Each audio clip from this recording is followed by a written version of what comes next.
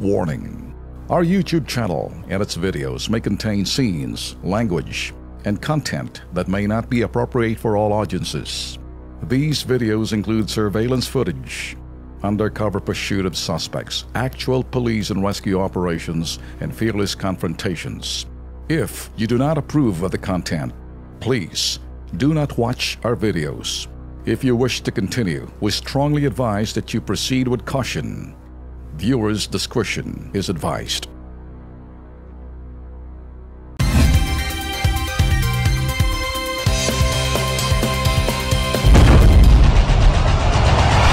Luzon, Visayas, Mindanao, handa na ba kayo? KB, Kilos Pronto! KB, Kilos Pronto! Serbisyong totoo mga boss, ito ang sumbungan ng bayan. Ora mismo, aksyon agad at maaasahan. Sunod-sunod ang kilos sa pagbabalita. Nakatutok ang mata sa problema na nakikita. Lahat ng question ay may solusyon. Sa bawat hinaing katumbas ay aksyon. Kilos Pronto! Di ka na magtitiis at mabibigyan ka dito ng resulta mabilis. Dahil ang bitag, walang pinapalagpas. Sa tropang Ben Tulfo, wala kang ligtas. KB, Kilos Pronto! KB, Kilos Pronto! Ipaglalaban ng karapatan, problema'y matutugunan. Maraming katanungan dito ay masusolusyonan. Kilos Pronto! Kakampi ng masa, humanda ang lahat. Sa bawat abusado, ito na ang katapat. Napakatibay na programa na inyong hinahangad. Walang patumpik-tumpik at kumikilos agad-agad. Kilos Pronto! Ang ating sumbungan, madali lapitan at agaran kang matutulungan. Na kahit anong krimen, handa naming harapin. Basta hustisya'y makamit, lahat ay aming gagawin.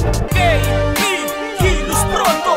KB, Kilos Pronto! KB, Kilos Pronto! Martes, 25 ng Abril, magandang gabi Pilipinas, kabilang ang Pinoy Overseas. Kumusta ka, Alex? Ayos naman, Ben. Magandang gabi ho sa inyong lahat. Kumusta rin po kayo? Kayo po ba'y nasa mabuting kalagayan? Dapat to. Kailangan malusog tayo dahil po may long weekend po darating. Ayun. And at the same time, yung mga suki ho natin, yung mga Bisaya diha sa Mindanao. Yun. O sa Visayas. Sa Visayas. Sa Cebu. Tagandia. No, okay. Natuwa sila sa atin kahapon Kala nila nagje-German tayo kahapon Pagpasensyahan po dahil kausap po namin taga-probinsya kaya kailangan namin yung vernacular po para magkaintindihan kami. Ito ho kasi ang public service na kung saan hindi lang ho pang Luzon, bagkus kasama ho yan, Luzon, Visayas, Mindanao, pati na ho sa ibayong dagat, kasama na rin ho yan. Diretso na tayo, Alex, Etong sasalain natin to.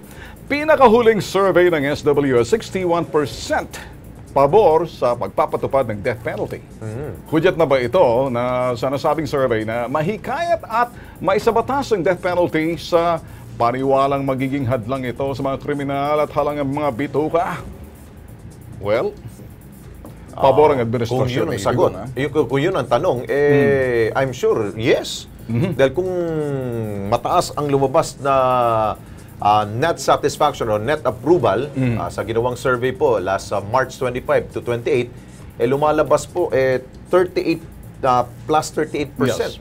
So ibig sabihin po niyan, marami may gusto. At would you believe, Ben, Metro Manila pa ang may gusto. Hindi lang yan, pati sa ibayong dagat mga believers dun sa natin. Ito, Lex, kasi pabor dito ng administrasyon ni Pangulong Digong sa death penalty, subalit tutulong simbahan. Sa survey na to, tanong natin, isa ba kayo sa mga sumasang-ayon sa death penalty at makakabawas ba ito bilang sa bilang ng krimen sa ating bansa?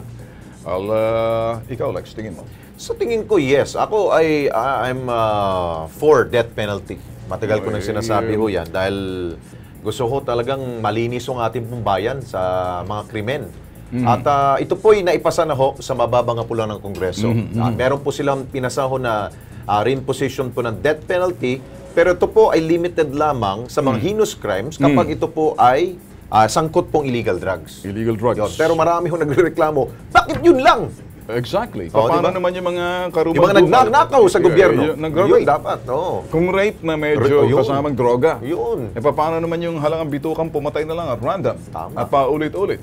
Ayun. Kaya itong batas na ito na naipasa ho sa mababang pulungan, ay ipapasa pa ho nila ang bola doon sa Senado. Ang Senado wala pang wala pa silang naipapasa ho diyan. I'm sure meron na siguro marching order sa kanila ni Pangulong Duterte, pero hindi naman pinipressure ni Presidente dahil meron ho silang independency doon. Exactly. Yeah.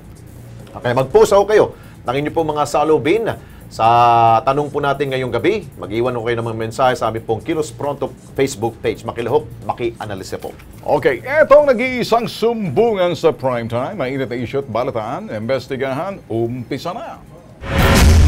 Ina ng 20 anyos na dalagita, humihingi ng katarungan, brutal na pagpatay sa anak hindi matanggap, umalis ng bahay buong katawan, hiwa-hiwalay na ng matagpuan. Alamin sa Kilos Pronto. Ang kawatan, walang pinipiling lugar. Kapag nakakita ng tiyempo, mistulang ulul na aso. Kakana at kakana, makuha lang ang gusto. Alamin sa Kilos Pronto. At ngayong tag-init, uso magbabad sa tubig. Pero sina Totoy at Nene ang trip, tubig kanal ang ipaligo. Hoy, hoy, hoy, mga kengkoy! Sumbungan, imbestigahan at balitaan. Kilos Pronto, umpisa na! Alam nyo mga KP, ito hong aming programa ho, pinakikita ho namin hubot-hubat na katotohanan. Ligtas nga ba kapag ikay na-confine sa mga ospital? At ito ho kasi, mga ospital, nakala natin kuminsan, nakawan ho ng mga sanggol, kuminsan ikay, naka-private room ka na, pero kapag medyo may gumagala ng mga kawatan, pinag-aaralan yung mga private room na yan, abay, pwede ho nilang palaruan din. Panoorin niyo ho ito, napasok ang loob ng establishmento na kung saan nagpapanggap na kaanak ng nakampay na pasyente. Anong ginawa? Itong putok sa buho na to, sa ospital ng Novaliches, Quezon City nangyari. No? So, mas maganda, ito, panoorin niyo.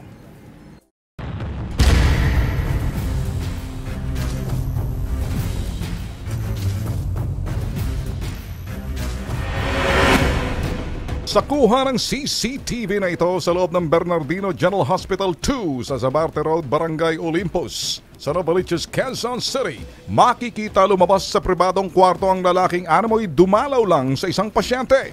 Mapapansin na bitbit niyang isang gadget. Pababa na ng hagdan, kampanteng-kampante pang lalaki na dinaanan lang ang mga nurse at aides sa pasilyo. Pero ang lalaking ito, hindi pala kliyente o kaanak ng pasyente. Isa pala siyang kawatang sumasalisi para makapagnakaw. Si Norma Bacod sa Kilos Pronto lumapit sa reklamong umano'y kapabayaan ng Bernardino General Hospital 2 nang minsan ma-confine ang kanyang 1 taong gulang na anak. Yung anak ko po kasi nagkaroon po siya ng PTB primary. So kailangan daw po siyang i-admit. Kaya doon po namin siya dinala sa Bernardino kasi kahit naman po private, hindi naman po katulad ng ibang private na mahal.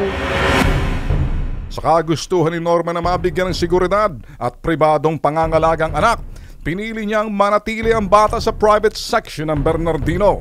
Dahil nasa private room, nakaugalian ni Norma na mag-lock ng pinto, bagay na tinutulan daw ng pamunuan ng Bernardino General Hospital. Sabi niya, ma'am, hindi kayo pwede mag-lock ng pinto kasi ang policy daw po ng hospital, pagka private, syempre every minute daw po sila dumadalaw sa pasyente. Sabi ko kasi po, ma'am, yung gamit ko po, yung cellphone, saka yung pera po, nasa loob po ng kwarto. Sabi po ng nurse, hindi po talaga pwede, ma'am, bawal po talaga. Nang minsan mahimbing sa pagkakatulog si Norma sa inookupahang nilang kwarto sa ospital, dito na siya nanakawan.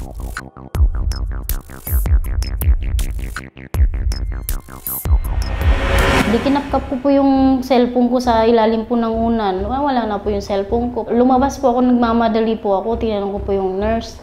Nurse, may nakita po ba kayong pumasok dito? Sabi po sa amin, bakit? Kasi po may nawala po sa amin eh. Nawalan po yung kami ng tab tsaka yung cellphone ko po. Wala daw po silang nakita. Mismong araw na yon, nagreklamo si Norma sa pamunuan ng ospital. Pero agad daw naghugas kamay ang pamunuan ng Bernardino 2 Hospital. Sabi po ng supervisor, iniimbestigahan pa po yung security kasi wala daw po silang pananagutan doon. Sabi ko po sa kanya, anong klaseng hospital po ba meron kayo? Bakit po private kami, napapasukan pa rin po kami ng magnanakaw? Paano po pala kung ninakaw po sa amin yung bata, wala rin po kaming kaalam-alam. Dahil sa malamyang seguridad ng ospital at kawalan ng aksyon, nabigo si Norma na makilalang lalaki sa video. Kilos pronto kaming nakipag-ugnayan sa Bernardino General Hospital para pasagutin sila sa naturang reklamo. Pero tumanggi silang humarap sa aming kamera. Pero hindi siya magpa-interview sa amin. Hindi po. Ayon mismo sa Department of Health or DOH, may malaking paglabag na ginawa ang Bernardino Hospital. The door is closed. Pero kung i-lock or not necessarily. Kasi in case an emergency happens to a patient, madali silang makapasok. Ang mga pasyente kasi may mga karapatan. Right to privacy, right to confidentiality, ay right din sila sa security. When it comes to that matter na nawalan, the hospital has something to do with that. Napansin din ni Dr. Saulog sa CCTV ang ilang mga pasyenteng nakaratay sa hospital bed sa gilid lang ng pasilyo at wala sa mga pribadong silid. Dapat ang pasyente ay nasa kwarto o nasa ward, hindi sa aisles o sa hallway. Nangako ang pamunuan ng DOH na imbestigahan nila ang kasong ito. If we find the hospital liable, we will impose a sanction. We can penalize the hospital. Napanood mo lang, napansin mo sinabi, the right to privacy, Yes. the right to security. Ay, may mga hospital kasi na kung minsan masyado yung maangas yung mga nurse. Oo. Ay, gusto nila, Lagi "Huwag ka nakabukas." magsara, kasi parang kinakailangan makapasok kami. Oo. Eh, kaya nga kumuha ng private house, ng private room para kumatok eh. Oh, yung iba dyan kasi, Ben, minsan nagre-reklamo rin po ilan po natin mga kamag-anak ng may pasyente ho dyan sa loob ng mga pagamutan. Dahil nga ho, imbis na gumaling yung kanila pong kaanak, eh minsan ho hindi nakakatulog. Dahil labas-pasok po yung nurse, imbis na makatulog na mahimbing yung pasyente, eh lagi pong pasok ng pasok. Nabubulabog. Eh pwede mo naman siguro i-lock muna at kumatok kung ano bang kailangan. Eh yun, dapat tong gawin ito ng buong pong mga ospital. Private man yan o public hospitals for that matter. Okay, dito tayo, Ben. Mula sa mga kawatang umiepal po sa mga ospital, dito tayo ho. Mga bagong pag-asa naman ang hatid ng MMDA para sa mga kababayan po natin na may mga kapansanan. Kung paano, narito po panoorin natin. Lingid sa kaalaman ng ating mga kababayan, bukod sa matugunan ang matinding traffic sa Metro Manila, layunin din ng Metro Manila Development Authority o MMDA ang makatulong hindi lamang sa mga motorista, kundi pati na rin sa mga kababayan nating may kapansanan.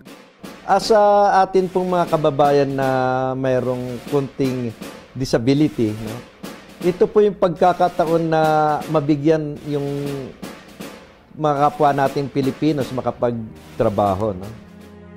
Bago matapos ang taong 2016, higit sa 100 persons with disability o PWD ang binigyan ng MMDA ng oportunidad na makapagtrabaho sa kanilang metro base. Sa pamamagitan ng proyektong ito, this one way ng MMDA makakatulong mag-hire o bigyan ng pagkakataon yung mga person with disability, no, na mabigyan ng trabaho. Dito, kasangga ng MMDA ang mga PWD sa pagbabantay sa mga pasaway na motorista sa kalsada. Imo-monitor po nila yung mga motorist na nagkukomit ng traffic violation sa kalsada based on the screen. Pero tulad ng ibang proyekto, hindi ito agad naging madali para sa kanila. Pero hindi sila tinipid ng MMDA sa training at sa tiwala kung paano nila ito nagawa. Initially po, mayroong kang challenges sa training.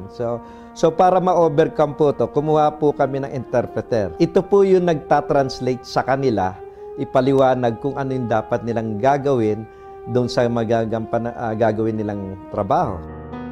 Sa aming pagbisita sa MMDA Metro Base, inabutan namin ang 31 anyos si Catherine. Dito, abalang nakatutok si Catherine sa kanyang computer at matyagang nagbabantay sa mga pasaway na motorista. Isa siya sa unang batch ng mga mapalad na PWD na nabigyan ng trabaho sa MMDA. Masaya raw siya sa pagkakataong binigay sa kanya at ngayong halos 2 buwan na siya sa MMDA, inspirasyon sa marami ang kasipagang ipinapakita niya at ng kanyang mga kasama. Naniniwala ang MMDA na positibo at malayo ang mararating ng mga kababayan nating PWD. Kaya naman, bukas ang kanilang mga pinto para sa mga PWD na nais magtrabaho. Pwede po sila mag-apply po, no? Kung may mga interesado pong katulad nila o kaya mga magulang o parties na gustong i-tie up o mabigyan ng oportunidad makapagtrabaho po yung katulad nitong mga 11 deaf and mute. Anytime po, welcome po ang MMDA, bigyan sila ng pagkakataon. At paalala ng MMDA, huwag po natin maliitin ang isang tao. Ito po ay nagpapatunay na ang isang tao, maski may kapansanan, ay pwede pa rin siyang mabigyan ng pagkakataon makapagtrabaho at makikita nyo naman yung effectiveness niya. Ito, maganda palang yan. Magandang binibigyan ho natin ng pag-asa yung po mga PWDs dahil para sa kanila, yung iba ho natin mga companies, minsan, pag may kapansanan, hindi tinatanggap. Wag ho. Sila ho ay tao pa rin at meron pong kapabilidad na makapagtrabaho pa rin. Tulad nito, sila daw, ang MMDA daw ho, ay nakipag-merge with De La Salle para doon ng training, gagawin ng training. Alam mo, Lex, hindi lang naman yan. This is a good effort para doon sa mga private sector, government sector, na binibigyan ng pagkakataon. In fact, may mga restaurant tayong na-feature na kung saan nag-i-employ sila ng mga disability, those people with mild autism or with special needs. Pero nakakatulong, naging useful. Pero hindi sila pinagsasamantalahan. So, linawin natin yan, Lex. Panahon na sa bansa natin kasi kung minsan natututo na tayo na kung minsan tingnan natin, hindi na na matingnan ng kapakanan na rin na may mga kapansanan. At yung mga sabihin natin, huwag natin isipin na sila'y pabigat. Tulungan ho natin sila. Tama. Yun. At dito naman tayo, Lex. Samantala, kasama natin ngayon sa studio si Marivic Alminia. 26 years old, narareklamo. Mary Joy, Takay Marketing Manager ng M Global Services. Ito raw ko sa mga boss. Ito yung uri ng tech scam. Lex, alam niyo naman to. Ng panahon pa ng kopong to. Nananalo raw siya ng 580,000 pesos. Subalit, kailangan magbayad muna ng 2,900 pesos para sa processing at makuha ang kanyang napanalunan. Humingi daw ng 2,005 pesos ngayon, pangdagdag para daw mapabilis ang pagkuha ng pera. Ito, mag-iingat ho kayo. Kaya lang susubukan ho natin kung makakausap ho natin. Ito ho yung scammer ho mismo sa telepono. At kung magpapanggap ho tayo, kasama ho natin ngayon, ito yung kapatid ng biktima. Kasi nadenggoy sila Kumbaga, nainiwan niya ang cellphone niya. Ito naman kapatid niya, abay nakibalagtaktakan, nakipag-text, nagbigay na ng pauna na 2,900 pesos. Sinarapan ngayon. So ngayon, tinatawagan siya, ito ngayon mismo yung biktima, kaya tatanungin natin, Lex, papanggap. Okay, Marivic, diretsuhin mo na, paano ba nangyari na kung saan, ikaw naman hindi naniniwala dito dahil anong paliwanag nila doon sa kapatid mo at bakit nakumbinsi raw yung kapatid mo rito? Dahil daw po pag nagbigay daw po ng 2,900 yung kapatid ko, mapapabilis at kinabukasan daw po maire-release agad ang pera. Alright. Ngayon, sabi ko, huwag niyang paniwalaan kasi gawa na, nung una po, nag-text na rin yan sa akin. Sabi niya po, meron daw po talagang katibayan kasi pinadalan pa po siya ng mga, na talagang katibayan na meron po talagang makukuhang pera. Tapos yung mga code po na galing sa bangko, kilala naman po talaga na branch manager, ganyan-ganyan. Tapos kung yun, nagbigay nga po daw siya. Nung sinabi niya po sa akin, nakapagbigay na po siya ng 2,900. Okay. So, ito yung nakikipag-ugnayan po rin sa inyo, panay ang text? Opo, hanggang ngayon po nagte-text pa rin po siya. So, tatanong kasi, pwede ba natin makakausap sa telepono para nare-redial natin telepono, baka makausap. Magpapanggap tayo rito, Lex, kung masusubukan natin, makukuha natin para mapakinggan mismo na tinatawagan. Sa palagay mo kaya kung pwede mong tawagan niya sa telepono mo na yan, tingnan natin kung makukuha natin and then magpanggap ka na, sabihin mo, kuya mo, anong kuya mo ako, bigay mo ang pangalan, pagkatapos galing, sundan lang kita para malagay natin sa Eric. Kung magagawa natin ngayon, kasi sinusubukan natin sa telepono, ayaw niyang ibang number Ibang number Mas maigi yung number na pinadalhan. Ayan, siguro subukan. May speakerphone ba yan? Meron po. Sige, subukan natin. Sige. Madalas kasi, I'm sure kayo mga nanonood ngayon, baka nakakatanggap kayo ng mga ganun pong text. Na sinasabi nanalo ho kayo ng 500,000. Okay. Eh kapag 500,000, malaki yun. I-speaker mo, ano? Pagkatapos tingnan natin kung makukuha natin para marinig nyo mismo yung scammer dito. Live sa telepono, subukan natin. Ngayon, alam niyo yung telepono mo, kailangan sasagutin niya. I-speakerphone mo kung nagro-ring. Nagro-ring po siya. Okay, hindi namin marinig ang ring eh. Itaas mo. Taas Para mo. lagyan mo sa... Yun.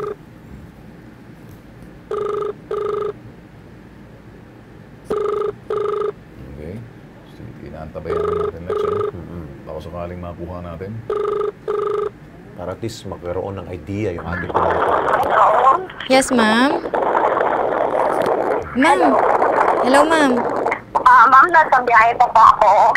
Okay lang po ba? Kasi nasa akin na po yung 3,000 na sabi ko po sa inyo kanina. Nasa biyahe pa po ako, hindi ko kita maririnig. Ganito po kasi ma'am yung pinadalan po ako ni Tito. Pinatay. Pinutol niya. Pinatay. Narinig nyo, Lex, ano? Subukan natin ulit kasi nasa biyahe siya. Yung inyong napakinggan kanina, conversation ho ng scammer na talagang sinubukan natin, sa text lang yan. Pero ngayon, tatawagan uli natin. Ang gagawin mo ngayon, ipasa mo sa akin kung kuya mo na akong may pera, interesado kunyari ko. Wag na yung sa telepono magre-redial. Ito lang, ito lang. Hindi kilala yan eh. So, tawagan mo ulit. Tingnan natin kung ano. Kasi nasa biyahe eh. Sige, tawagan mo ulit. Pasa mo sa akin, sabihin mo, ako naman ang kuya. Okay? Tito po, sabi ko sa kanya. Tito, Okay sige. po. Dahil, taklaksan mo ang speaker mo, para marinig natin, para na.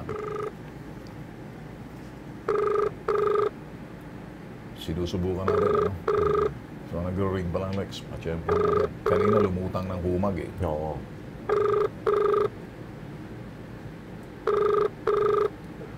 Kung pinanonood nyo ngayon, mga bossing sa KP, actual ho itong pagtawag natin sa scammer sa text scam. Kaya yung mga nasa likod ng text scam, nasa biyahe raw kanina. So, pag na-tsempohan natin, ayaw na sumagot. So, kung kayo ho'y nanonood sa TV ngayon, nakikita nyo,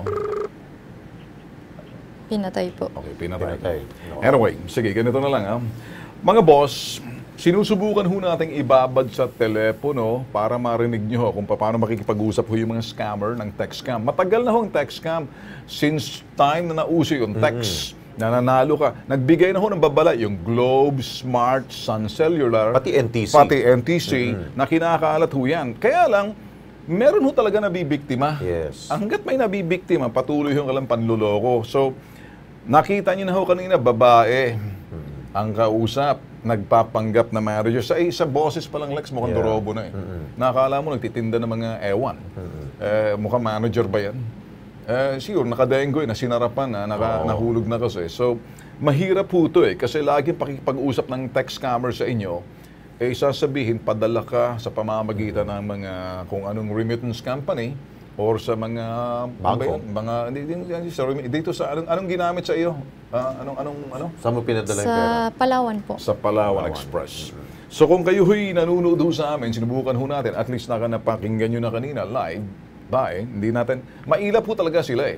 Maingat ho sila dahil alam ho nila, kasi sa kanila, kung sino hong papatol, hulog agad sa kanilang bitag. Yun. Ikaw, Lex, yung Sa kanil, ang kasi ang mga kababayan ho natin, minsan, kapag tayo po ay nakakatanggap ng ganito, at malaking halaga ho, ang sabi, kayo po ay mananalo ng ganun po kalaking halaga, minsan nasisilaw tayo at doon po tayo na nahuhuli ho, yung pain po ng mga dorobo. Kaya mas maigi ho, mag-check tayo. Kung minsan, wag na yung pansinin yung mga ganun. Dahil imposible ho mangyari ho yun, kaya na kayo po ay nanalo. Dahil wala naman ho siguro kayo pinadalang mga ticket or wala kayong biniling ticket para kayo manalo sa isa pong raffle. Okay, ganito ho yan eh. Mga rundown ho natin. Ang text scam ho kasi, makakatanggap ho kayo ng congratulatory text messages na kayo nanalo.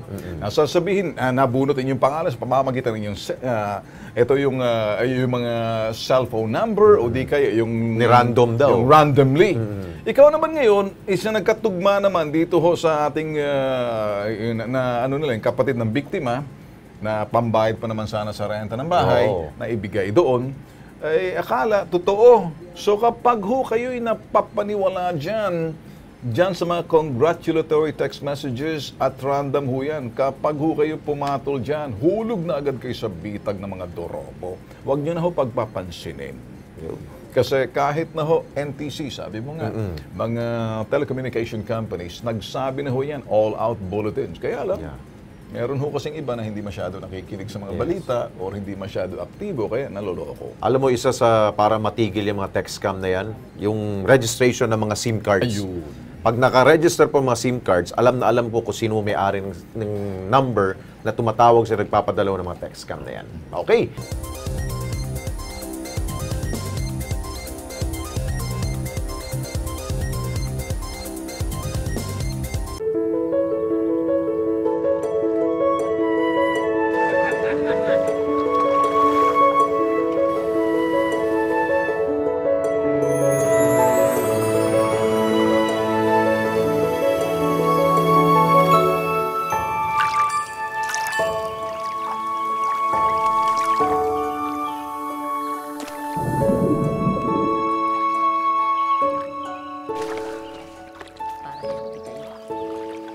The fish are eating. So should you, anak.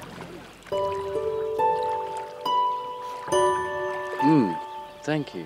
You're welcome, anak. What does anak mean? It means my child.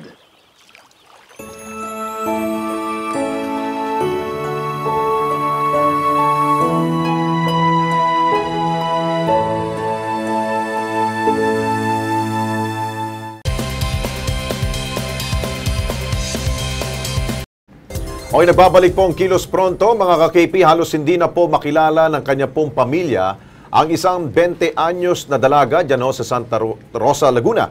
Bukod sa magang-maga po ang kanyang muka, isinilid pa siya sa sako. Sinong sospek at ano ang kanya pong motibo para isagawa ang krimen? Panuorin po natin.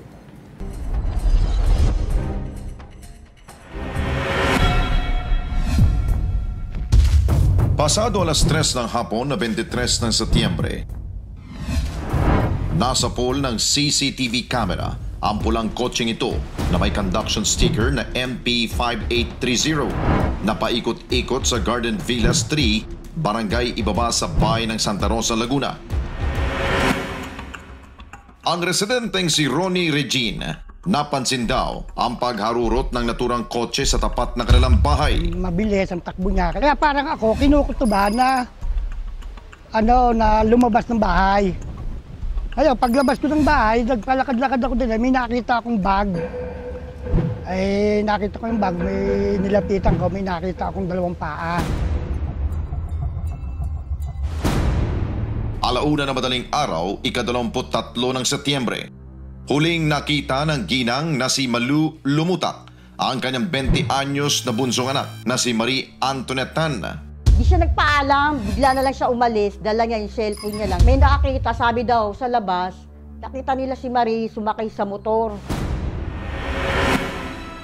Ang pag-alis ni Marie sakay ng motorsiklo, nahagip ng CCTV camera sa labas ng St. Rose Subdivision Barangay Market Area.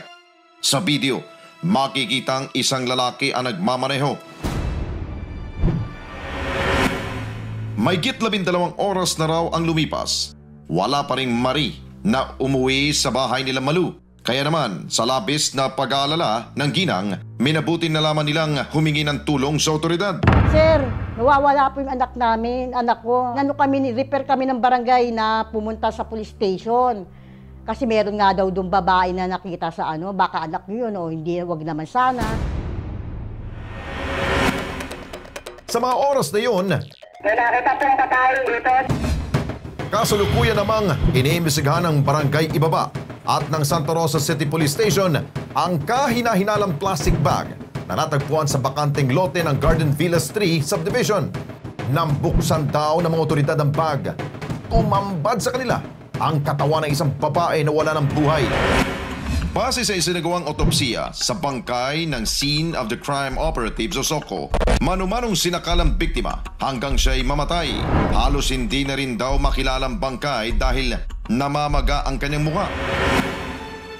Pero na makita ni Malu ang katawan ng bangkay, walang pag-aalinlangang kinumpirma niya na ang babaeng natagpuan patay sa loob ng plastic bag ay ang kanyang anak na si Marie. Hindi ko mawari. Sakit, ang hirap. Hindi ko matanggap na yan. Sana yung pumatay sa anak ko. Tandaan mo yan, hindi ka namin titigilan. Ang mga CCTV videos at ang mga sinumpang salaysay ng mga testigo, pinag-aaralan ng operatiba. Ang lalaki nagmamaneho ng motorsiklo kung saan angkas noon si Marie, kinilalang si Lawrence Mark Corpus, 27 anyos. Base sa record ng Santa Rosa City Police Station, isa si Corpus sa mga drug personality sa Laguna na sumukong dahil sa oplantukang. Kilos prontong nagtungo ang mga operatiba sa bahay ni Corpus. Pagdating sa lugar, namataan daw nila ang kotseng nasa pool sa mga CCTV camera. Mas pinatibay pa ang nakalap na ebidensya nang matagpuan sa loob mismo ng sasakyan ang cellphone ng biktimang si Marie. Inabangan na namin yung paglabas ng suspect at doon na namin siya na-aresto. Motibo ng pagpatay ng suspect sa victim ay nagkaroon sila ng hindi pagkakaunawaan. Balak o sa plano na mag-take advantage ng suspect doon sa victim na nagresulta sa pagpatay sa victim. Paglilinaw ng kaanak ng biktima, hindi raw kasintahan ni Marie si Lawrence at maaring masugid na manliligaw niya lamang ang lalaki na nakilala lamang niya sa pamamagitan ng text message sa cellphone. Sinubukan naming kunin ang panig ni Lawrence pero tumanggi siyang humarap sa Kilos Pronto team. Naharap ngayon sa kasong murder ang suspect. Okay, dito naman tayo, Alex. Sabi nga natin, paulit-ulit, ang hiwaga ay may talagang sekreto. Anong nasa likod ng sinasabing sekreto na pwedeng sabihin hiwaga? Halimbawa, ito mga karamdaman na kuminsan papaniwalaan nyo, hindi humidesina to. Inuulit ho namin, huwag nyo huguro mag-self-medicate. And then, kinakailangan patingin ho kasi doktor. Kaya lang dito, doktora ho to, si Bessie Chavinia. 56 years old dentista ho to, galing Canada ho to, naka-base sila. Na-diagnose siya ng multiple myeloma, 2010, nahihilo, kakaroon ng pasa. Nagpatingin sa doktor sa Toronto, Canada. Nung bumalik na Maynila, abay, nagpatingin muli, parehong findings ng doktor. Inconclusive ang mga sinasabing ng mga doktor sa kung may cancer. Unang binisita, yung bitag ng 2014. And then, mula na makagamit ng King's Herbal, ito na ho. Medyo nagbago ho Sinasabi ho namin, itong hiwaga, ito yung anomalya, hindi medisina, pero ano nga bang nasa likod na to? Pakinggan ho natin.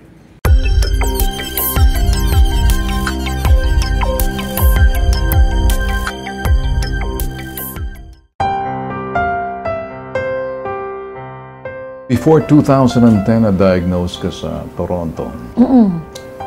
And basically, nasabi mo sa amin to 2 years back. So it's like a revisit sa'yo. You were diagnosed with multiple? Myeloma. Myeloma. So it's a form of cancer? Yes. Nung bumalik ka sa Pilipinas, and this is where nagpa-doktor ka ulit? Yes. Naghanap ulit ako dito ng hematologist. Anong findings ng hematologist sa Pilipinas? Yun din, kinuna niya ako ng bone marrow. Hindi naman siya makapag-conclude na ganun nga kasi mahirap So inconclusive? Yeah, mahirap. May friend nga ako nagsabi through Bita, why don't you try the Herbal King? Kasi may lupus. King's Herbal, kasi may lupus yung kapatid niya You're a dentist and a doctor. And all of a sudden, nasabihan ka na may King's Herbal na panood lang sa TV show namin. And pinasubok sa'yo. Is it a point of desperation na desperado ka na, parang walang katiyakan? So when a person is desperate, it seems a little hopeless, you will try anything? Yes. Anong effect sa inyo? Malusog ako. Pero paano pag hindi ka nakainom? Anong pakiramdam mo? Yun nga, nag-weak ako. Humihina ako. Hindi kaya placebo effect? Tanong kong simple sa isang mamamahayag investigator in the media, could it be placebo effect? No, it's not for me. Don't you think there's any anomaly? Supplements supposed to be added vitamins lang. Pero dito parang becomes more like a medicine na hindi naman dapat ginagamit ang isang supplement. Pag hindi mo na inom to, naiisip mo na baka bumalik ulit. hindi ko naiisip na baka bumalik, kundi nararamdaman ko na nanghihina ako pag wala Kung siya. ano yung naramdaman mo noong 2010, kayo Yes, nasa yes, oo. multiple Myeloma. Nanghihina ako siya pag wala eh. So, para sa akin, simple, it's parang gamot ko siya. Ang hemoglobin ko is okay. Kaya tuwan-tuwa yung hematologist ko, ay, Bessie, salamat. Anemia lang yung sa'yo. Sinabi mo ba sa kanya na gumagamit ka ng King Sorbal? Anong sinabi niya? Okay, continue. It helps eh. Sinabi niya? Yes, continue. Because it helps. Alam mo, it's really amazing. Supplement, pero because supplement-wise is just only a supplement, di ba? Parang nag-ano lang siya, nagsusupplement. How can you say that in Tagalog? Parang umaalalay lang, di ba? Karagdagan lang. Oo. Ito hindi eh. Parang nagdi-depend na ako. Tuwing umalis ako ng bansa, hindi pwedeng wala siya. Naging kabahagi na sa buhay? Kabahagi ko na talaga sa buhay. Hindi ko siya pwedeng walain. Kasi nga, pag nawala, hindi ko alam, baka mamaya matumba ako. Kasi nangyari noon, natumba na ako.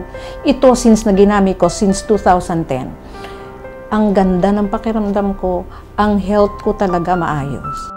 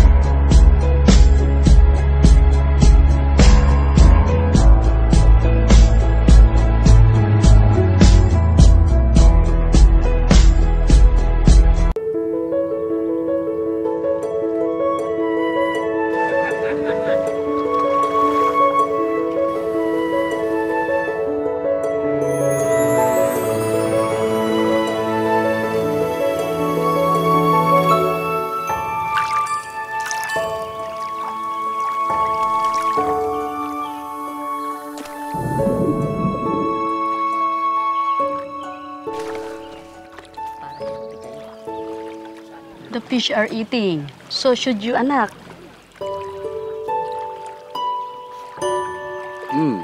Thank you. You're welcome, anak. What does anak mean? It means my child.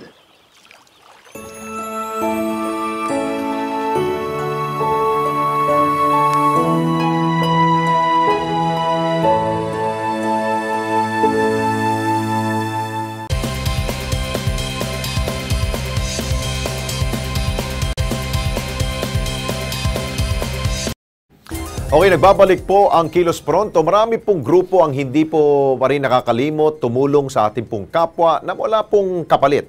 Dahil para sa kanila, ang buhay po ng tao ay walang katumbas sa anumang halaga o pera. Tulad ng grupo ho ng mga motorista, dyan sa Valenzuela City, ang kanilang adhikain po ay magbigay kasiyahan sa mga may karamdaman, lalong-lalo na po yung mga cancer patients. Panurin po natin.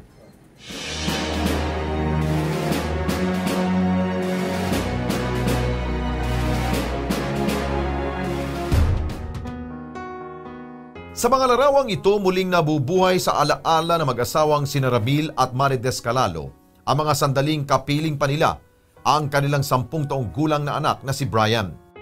Pumano sa sakit na hydrocephalus noong 2008 si Brian. Nung namatayan po ko nung anak, nung naranasan ko po yung hirap ng lumapit sa iba, ngayon nag-isip po ako ng isang samahan na magbubuo po para sa lahat, open po. Na talagang kami po yung mismong kusang lalapit at tutulong. Sa pagkawala ng kanilang anak, ibinaling na mag-asawa ang kanilang oras sa motorsiklo at bumuo ng samahan na mga kapwa nila mga rider na pinangalanan nilang Human Volunteers. Hindi lang daw puro angas sa pagroronda sa kalsada ang kanilang ipinagmamalaki dahil ang adikain ng kanilang samahan ay sa mga kapuspalad sa komunidad at mga taong may malubhang karamdaman. Masarap po sa pakiramdam, hindi po may paliwanag. Kung maiiyak ka o matutuwa ka sa sobrang kagalakan mo na kumbaga tao sa puso yung binibigay mong tulong na kumbaga kahit sa simpleng tao na mahirap lang kami, nandun po namin na isip na pwede pala kami makatulong sa kapwa namin na mahihirap din. Pebrero nung nakaraang taon nang mabuo ang Human Volunteers. Sakay ng kani-kanyang mga motorsiklo, rumaratyad ang grupo sa lansangan para gawin ang kanilang misyon. Ramdam ng puso ng bawat isa na talagang masaya po sila na kahit 11 tao lang po kami, halos 200 na homeless na sa lansangan na napakain namin at nabigyan ng damit. Para makalikom ng pondo para sa kanilang mga proyekto, ipinatutupad nila ang sistemang Pass the Helmet, kung saan nag-aambagan na lahat ng kanilang mga miyembro. Sa katunayan, nito lamang Agosto, isang batang may tumor sa utak ang kanilang tinulungan. Dahil hirap ang pamilya ni Buknoy sa malaking gastusin ng kanyang pagpapagamot, dito na lamang sa maliit na silid na kanilang tahanan nakaratay ang bata. At ang tubong nakakabit sa kanyang bibig at ilong ang nagbibigay suporta lamang ngayon kay Buknoy para lumaban at mabuhay. Kasi suko na ka, lalaban lang tayo lalaban lang na ka. Sa isang pagtitipong isinagawa ng grupo, layo nila makalikom ng pondong ibibigay nila para kay Buknoy.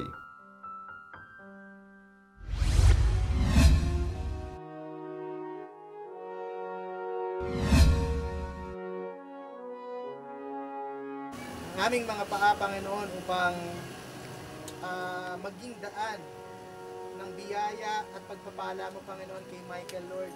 Kami po'y naninikluhod, Panginoon. Wala pong imposible sa iyo, Lord, kaya sa inyo po namin ito nilalapit, Panginoon. Matapos ang isang panalangin inalay ng grupo, dito na nila inabot ang kanilang kaunting ambag para sa mga gamot ni Buknoy. Dahil yung gastos niya, hindi naman po talaga kasi biro, pero talagang pasalamat po talaga ako na bigla na lang pong may dumadati. Ang pinagdaraan ng hirap ng inang si Cindy at ni Buknoy, minsan na ring naging pagsubok sa mag-asawang riders na sina Ramil at Marides. Sa inyong walang prenong pagtulong sa kapwa ng bukal sa loob, malayo pa ang inyong mararating. At sa pagratsada ninyo sa kalsada para makapagkawang-gawa, 1 kilos prontong pagpupugay ang aming alay. Okay, dito tayo sa ating pong sala sa mga balita. Sa pinakauling survey po ng SWS o Social Weather Stations, 61% po ang pabor sa pagpapatupad po ng death penalty. Ito po yung reimposition po ng parusang kamatayan. Hudyat na ba ito ng mga nasabing survey na maihikayat po at maisabatas ng death penalty? Sa paniwalang magiging hadlang po ito sa mga kriminal at mga halang ang kanila pong mga bituka. Pabor po ang administrasyon ni Pangulong Duterte na ibalik po ang death penalty. Subalit, tutol dito po ang simbahan. O kayo, kayo po ba'y anong sayho ninyo? Kabilang ba kayo dito, no? Sa nagsabi ng yes. Yeah. Okay, si Jonalyn de la Cruz sabi niya, yes, pabor po na may pasa ang death penalty, na parusa ng mabawasan po ang mga krimen sa bansa. Tulad dito sa Singapore, safe na safe ka maglakad kahit anong oras ng gabi. Dahil pag nakagawa ka ng krimen, tiyak death ang iyong kahantungan. Si May Boyser. Sabi ng ganun, ako talagang pabor sa death penalty. Simple as that. Si Jonathan Dizon, pabor ako sa death penalty, isama ng grab sa death penalty. Si Dodong Janjan, talagang pabor ako sa death penalty. 1 million yes. Yun. Si Chacha Lim, yes for death penalty, lalo na mga rapists. Pero sa katotohanan, ang death penalty is pag may bahid ng droga talaga. No? Yun talaga. Dahil wala na yung utak nun eh. Karumal-dumal na pagpatay doon sa panghahalay unless kung gamit ng droga. Hindi tulad nung isa na sinabi, decriminalize daw ang paggamit ng droga. Ibang usapan naman yun. Kaya naman, ako kuminsan, dediretso na kita lecture, out of topic to, ano? Yeah. Inagamit nga ba talaga na instrumento na itong mga dilawan, itong sinasabing diguro? Tingnan muna natin itong itong aparato, kung itong Commission on Elections, dapat tingnan. Kasi kaya kumakyaw-kyaw yung isa na natulog lang tayo, pagising na natin, iba ng lamang. Diretso na tayo rito. Ito, totoo to Hindi ho mga binayaran to. Kusa ho silang loob nagsasalita, iba ho yung endorser na nag-i-endorse ng produkto. Pag ang isang simpleng tao at pagkatapos nakaranas ho ng kakaibang lunas, karamdaman mo, diabetes, kidney failure, high blood, abay, isa na ho yan. Bagsak sa medical pag-apply ng trabaho. Alam niyo ho, ito ho mga nagkaroon ng spot sa baga, ay sakit sa bato, halo-halo na. Mas maganda siguro, pakinggan ho nating istorya, maaring kapareho ho ang inyong nararanasan. Pero again, do not self-medicate. Patingin ho sa doktor. Panoorin.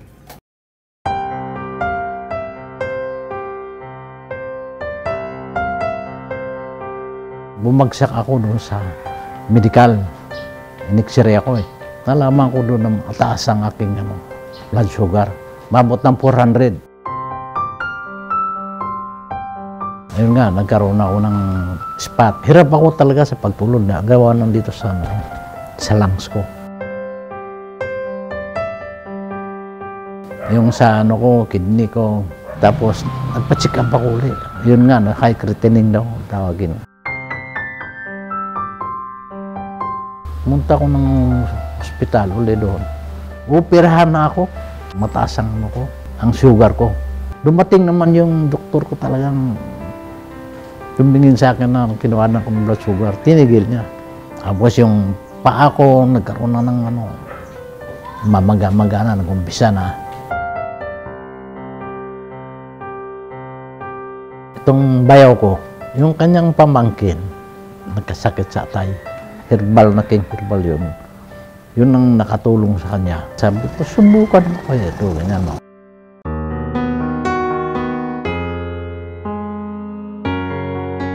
Buhat nung ininom ko yun, mga ilang ano lang. Mga isang linggo lang na inuman. Nakita ng misis ko na. Hindi na namaga, sabi niya. Hindi na namaga niya. Oh, tinuman niya, para ka lang niya nagdahilan.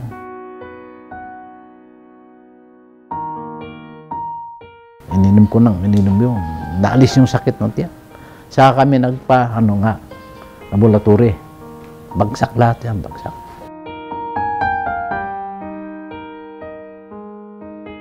Yung sa blood sugar ko, bumagsak rin.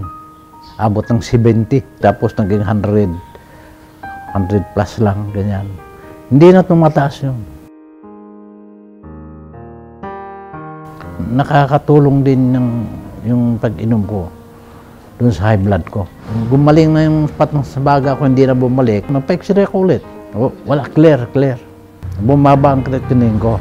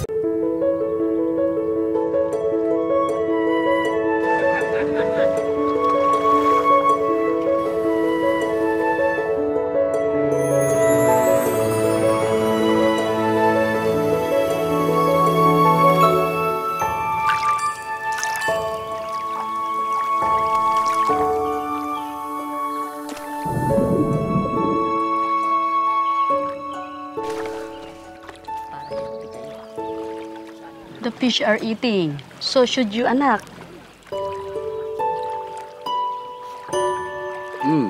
Thank you. You're welcome, anak. What does anak mean? It means my child.